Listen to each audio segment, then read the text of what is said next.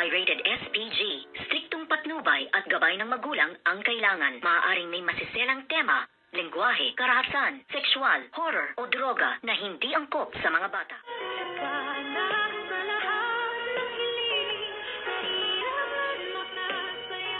Good morning and welcome sa aking munting channel. Hindi talaga matanggap-tanggap ng bruhang si Zoe ang desisyon nga ng kanyang daddy RJ dahil talagang mahal na mahal nga ni Doc RJ itong si Miss Lynette Santos, kaya't hindi din siya papayag na hindi nga matuloy ang kasal na pinaplano nga ng magnobyong-magnobya si Lynette at si Doc RJ. At dito na nga ay kinausap ng masinsinan nito ngang si Doc RJ itong bruhang si Zoe, ngunit talagang hindi niya mapilit na ito ay pumayag at mahingi ang kanyang basbas sa kanilang planong pagpapakasal nito ngang si Miss Lynette Santos. At nasabi nga ng bruhang si Zoe na sige, kung pipiliin mong pakasalan ang mistress mo kaysa sa akin at kung siya ang mas importante kaysa sa kanya, sa maniwala ka at sa hindi, Zoe, isipin mo din naman ang sinasabi mo sa sarili mo at alam na alam mo naman ang katotohanan kung sino ka at ano ang tamang lugar mo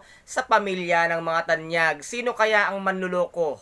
Diba ikaw, dahil ikaw ang peking tanyag, isa ka lamang impostor, kaya ang lakas-lakas naman ng loob mong magsabi ng itakwil, ay katakwil-takwil ka naman talaga at hindi ka katanggap-tanggap bilang isang tanyag dahil masama ang tatay at ang nanay mo kung saan ka nagmula. Pare-parehas kayong masasamang tao, kung kaya't mahiya ka naman sa sarili mo na ikaw pa mismo ang magsasabing takwil.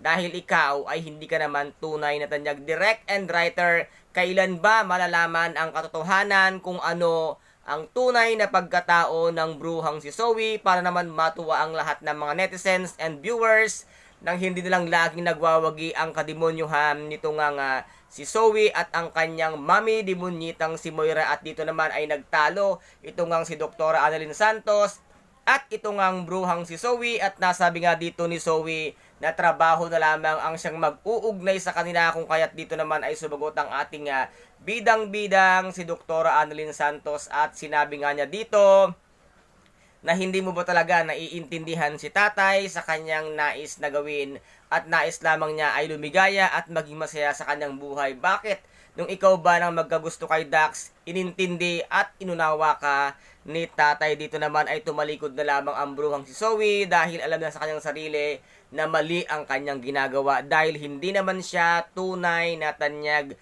Doc Lindon, sana dumating ka na at para malaman na ang katotohanan sa pagkatao ng bruhang si Zoe. Kaya guys, ito po ang ating pakaaabangan dito nga sa abot kamay na pangarap na kung saan ay napaka-intense at kapanapanabik ng bawat eksena. At kung nagustuhan po ninyo ang aking videos for today, paki-subscribe na lamang po ng aking channel, paki-like and share para maging update kayo sa lahat ng gagawin kong videos. Maraming salamat po. Ingat, God bless and bye-bye!